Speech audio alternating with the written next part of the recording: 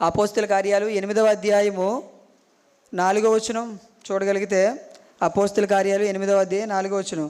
కాబట్టి చెదిరిపోయిన వారు సువార్త వాక్యమును ప్రకటించుచు సంచారం చేసిరి.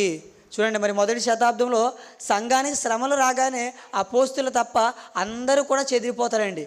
మరి పోనీ చెదిరిపోయారని చెప్పేసి అని వాళ్ళు సైలెంట్గా ఉన్నారా అంటే, చెదిరిపోయిన వారు ఎవ్వరూ కూడా సైలెంట్గా లేరండి. వారు చెదిరిపోయి కూడా దేవుని వాక్యాన్ని ప్రకటించారండి. అలాగే 12వ వచనం, అయితే ఫిలిప్పు దేవుని రాజ్యమును గూర్చి యేసుక్రీస్తు నామమును గూర్చి సువార్త ప్రకటించు చుండగా, అంటే ఫిలిప్ గారు కూడా ఏం చేస్తున్నారు? సువార్త ప్రకటిస్తున్నారు. 25వ వచనం, అంతటా వారు సాక్ష్యం ఇచ్చుచు ప్రభు వాక్యమును బోధించి యెరూషలేమునకు తిరిగి వెళ్ళుచు సమరయుల అనేక గ్రామంలో సువార్త ప్రకటించుచు వచ్చిరి. వాళ్ళు చెదిరిపోయినా సరే, పోనీ మనం ఇక్కడికి వచ్చేసాం కదా, శ్రమలతో వచ్చేసాం కదా అని సైలెంట్గా ఉండకుండా సువార్తను ప్రకటించుకుంటున్నారటండి.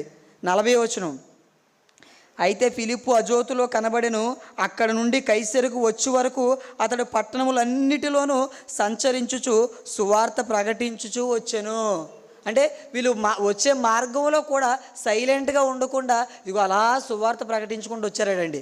మరి ఎందుకు మొదటి శతాబ్దంలో ఉన్నవారు అంతగా సువార్త ప్రకటించారంటే, సువార్త ప్రకటనతో, వాక్య ప్రకటనతో ఏది ముడిపడి ఉందంటే ఆత్మల రక్షణ అనేది వాక్య ప్రకటనతో ముడిపడి ఉంది. కాబట్టి వాళ్ళు అంతగా ప్రాధాన్యత ఇచ్చారండి.